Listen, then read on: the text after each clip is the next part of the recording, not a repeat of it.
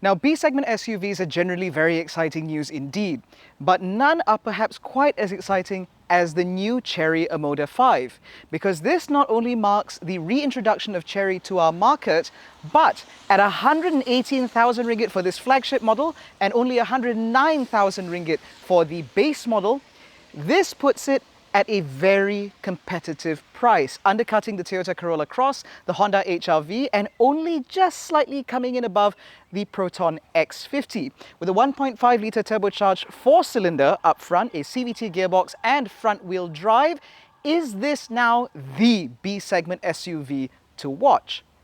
Or are we just going to get the same nightmares that we did when Chery came into Malaysia the first time? Well, in this video, we'll find out. But for the most part, it's all good news. My name is Ayman Abdullah. This is Malaysian Motoring. This is our review of the 2023 Chery Omoda 5.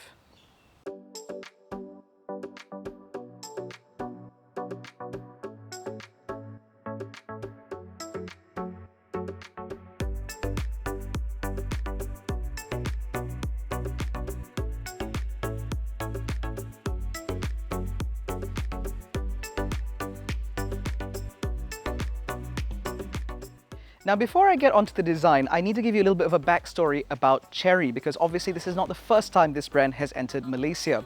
Previously, Chery was distributed in Malaysia by a company called Alado, run by a particular Chinese businessman, and at that point their vehicles were lackluster, to say the least. So was after-sales service and quality control, etc, etc. But even then, Chery saw the importance of the Malaysian market, so much so that when they updated their E-Star MPV into some other name I can't remember, we got the world premiere of that new model.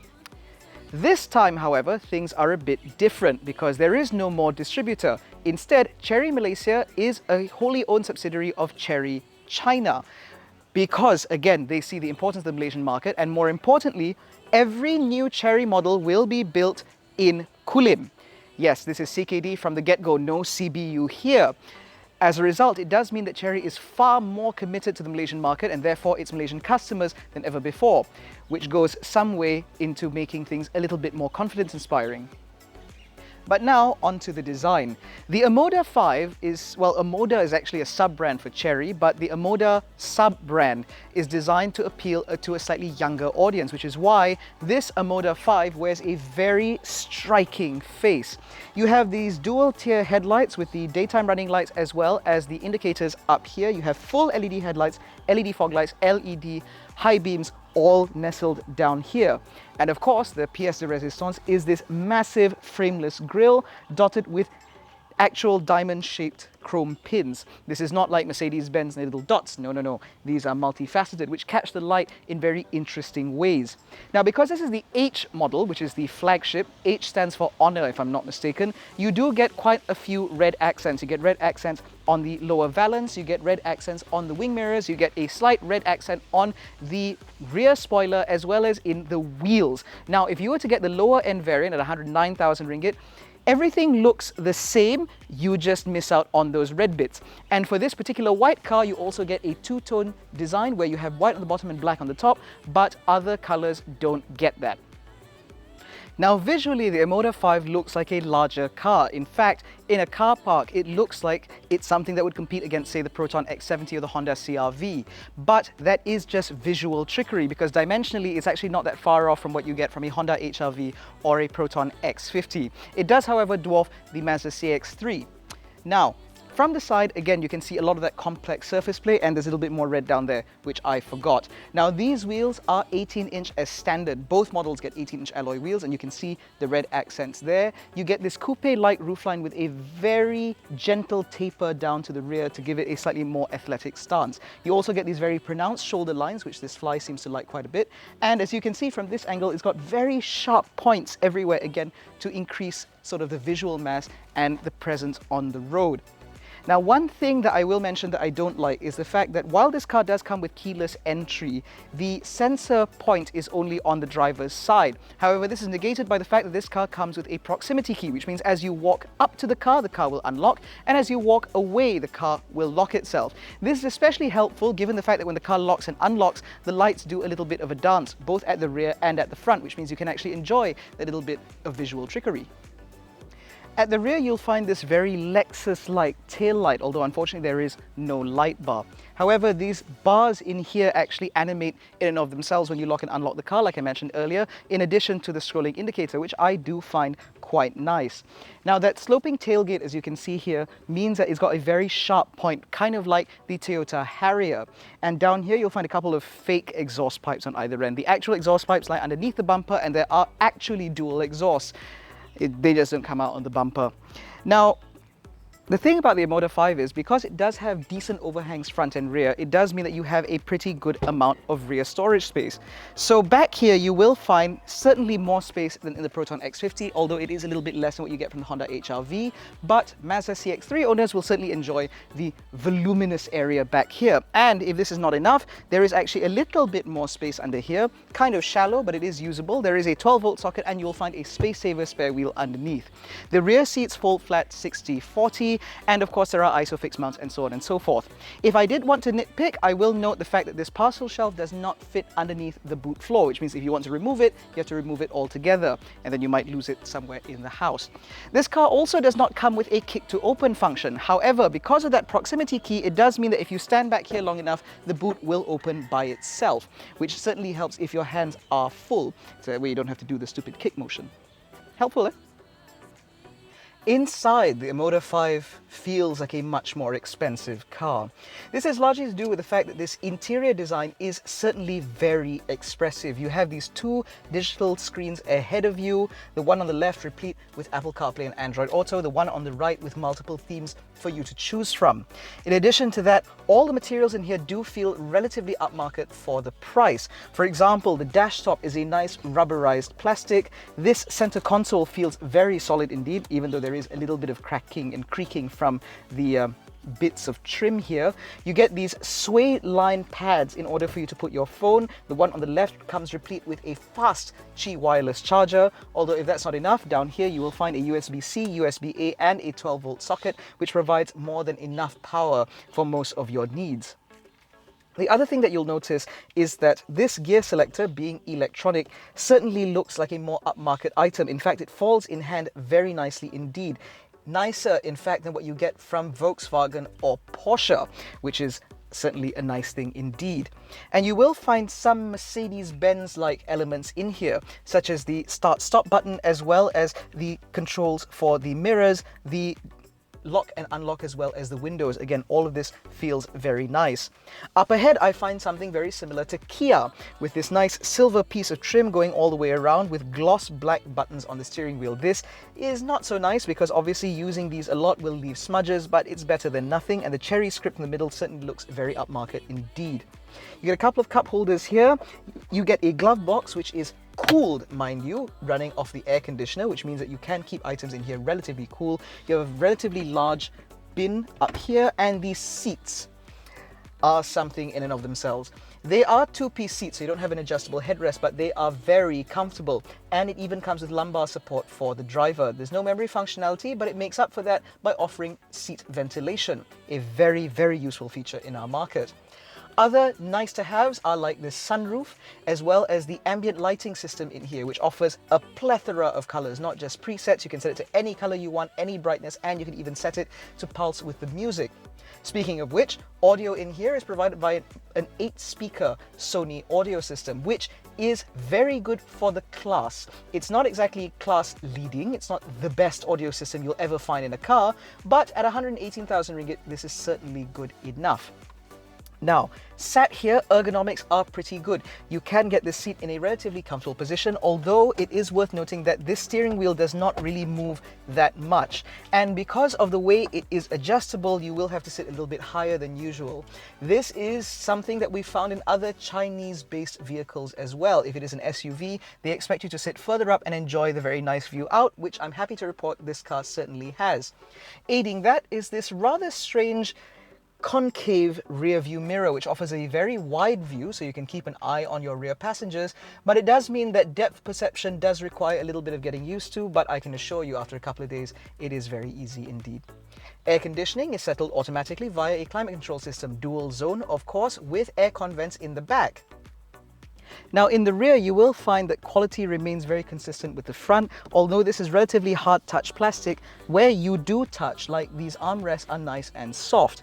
You will also find there is a decent amount of space in here with this seat setup in my driving position. I'm about 170-ish centimeters, and I certainly appreciate the fact that these seat squabs are nice and long and the seats are mounted high enough for me to tuck my feet in underneath. There's also a USB-A port here, and I have a couple of cup holders nestled within this armrest. Now overall, sitting back here, you can tell this car is of a decent quality, again, given the price. The fact that you have ISOFIX mounts, relatively large opening doors, a decent amount of space and air conditioning vents suggests that Chery is taking our market very seriously indeed.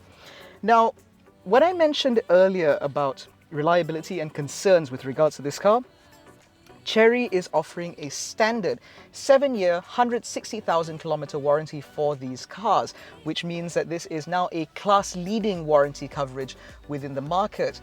And given the fact that there are going to be 30 showrooms open by the end of this year, and based on my checking, they are on track to achieve that number, that does mean you'll be able to find a service center near you, should you have any warranty claims or so on, although I certainly doubt it.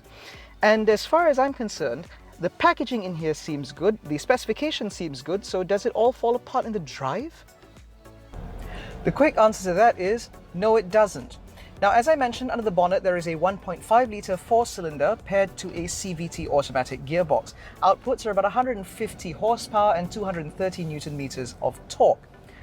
Now, the CVT gearbox ensures that progress is very smooth, and it is in line with other vehicles within the segment, with only the Mazda CX-3 and the Proton X50 offering something different. Aside from that, everybody else uses a CVT. Now, the pairing of turbo with CVT is very similar to what we've seen from Honda, and as we know, 1.5 litre with a CVT pairing works very well and should be very frugal. The only thing that gets in the way of smooth progress in this car, unfortunately, is the throttle mapping, where this car does seem very, very eager to get off the line. And this is not fixed in any way by putting it into eco mode, because again, the car still remains very eager indeed. On the move, however, what will hit you about the Omoda 5 is its refinement. Now, the Omoda 5 actually benefits from having glazed or double glazed windows across all 4 doors. And as a result, it does mean that sound ingress into this car is very minimal. Even when bikes are screaming past, again, very little noise enters the cabin, and as a result, it does mean that life in here is quite serene. The other thing that I appreciate about this car is its visibility. Now, as I mentioned earlier, you have to sit a little bit higher, which means looking around is nice and clear. And that wide view rear view mirror, which is still odd, is something that you get used to and you eventually begin to appreciate the field of view that it offers. Now, I'm going to get this very quickly out of the way. The Chery Omoda 5 is most certainly not a dynamic vehicle. This is not a vehicle that you want to drive if you're the type to drive very enthusiastically, or you find that an enthusiastic driving style is something, or enthusiastic driving character is something you're looking for from your B-segment SUV. In fact, I go as far as to say that even the Proton X50 is a little bit more dynamic than this. But where it loses out in terms of dynamism, it makes up for in terms of comfort.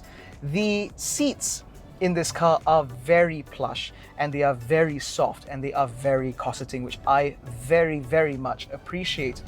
The other thing that I appreciate about this car is its suspension. Now, it has been tuned in such a way that it allows this car to ride over the very worst surfaces without crashing, and it maintains very good body control as well. Which means that, again, this is a very easy car for you to live with. On top of that, you can hear that eager powertrain.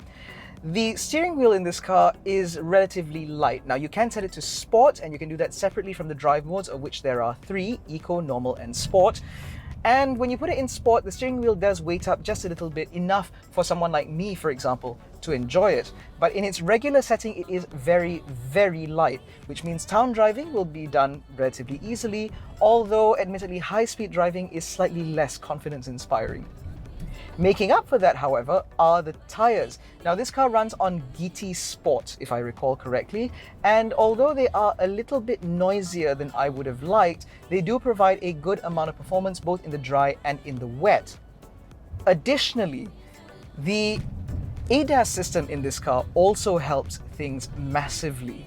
So, This Omoda 5 comes as standard on both variants with a full ADAS suite, which means it is level 2 plus. So on top of things like radar guided cruise control with stop and go functionality, blind spot monitoring, rear cross traffic alert, and autonomous emergency braking, this car also comes with various other features, such as a rear cross detection or something to that effect. And it does mean that this car does things very well. It does so in a very confident manner. Aiding to that confidence is the fact that up ahead of you on the digital instrument cluster, you get a readout or a view that is very similar to what you get from Tesla.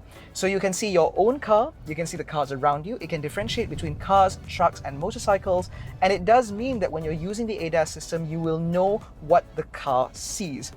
This might seem minor, but for those who are moving into a car like this with features like this for the first time, being able to get a visual representation of what the system sees allows you to build greater confidence in using the system.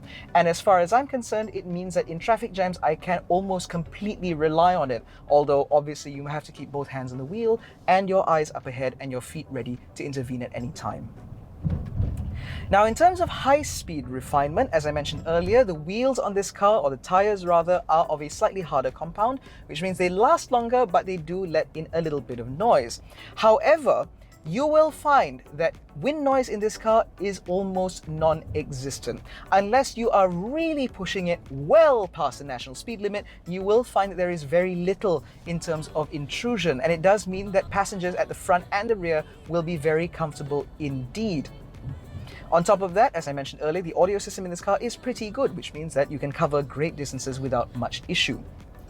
And now we get to the point where most Chinese vehicles fall flat, and that is in terms of fuel economy.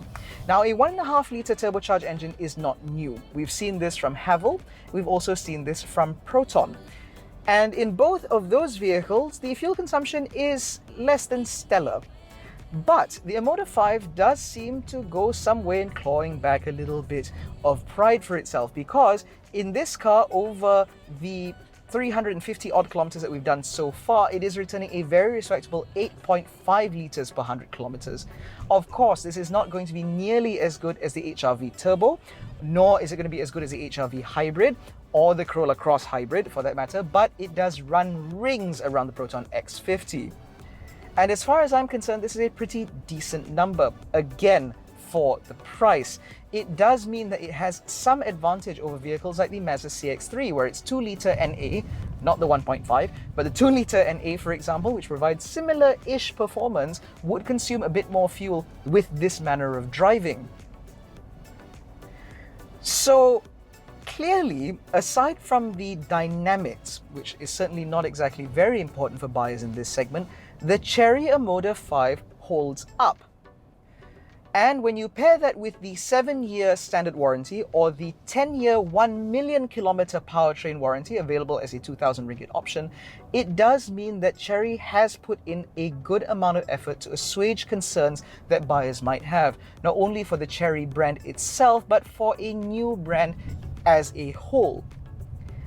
So it does beg the question, is the Chery Omoda 5 now the B segment SUV to watch? And I would most certainly say yes. Because at this price point, undercutting the majority of its competition and only being ever so slightly more than Proton X50, while offering more space, a more comprehensive suite of active safety features, and better convenience features overall, the Chery Omoda 5 cuts a very good jib. This is a value purchase. And as far as I'm concerned, it does warrant a look. If you are buying within this segment, or if you're buying within this budget, you have to consider the new Chery Omoda 5 simply because it is just a very impressive car to live with. However, if you believe that your B segment SUV needs to be a little bit more dynamic, look at vehicles like the Peugeot 2008 with its 1.2 litre turbocharged engine, an absolute gem of a motor. Or, of course, the Mazda CX-3, which is loved by its owners for its dynamism. But if you're looking for a solid all-rounder, I'm afraid that the Chery Omoda 5 does so well that if you ignore it because it's Chinese, or if you ignore it because of the brand, or you ignore it for any other reason aside from maybe its style, which I understand is a little bit divisive, it would be your loss. This is a very good car. And I certainly look forward to seeing what else Chery has in store and how far it'll expand into our market. In any case, that has been our review of the 2023 Chery Omoda 5. If you enjoyed this video, please give it a thumbs up, subscribe to the channel, hit the little bell icon to be notified every time we make a new upload. Don't forget to follow us on Facebook, Twitter, and Instagram. All the links are in the description below. Thank you so much for watching. We will catch you in the next one. Take care, stay safe, and jangan bodoh.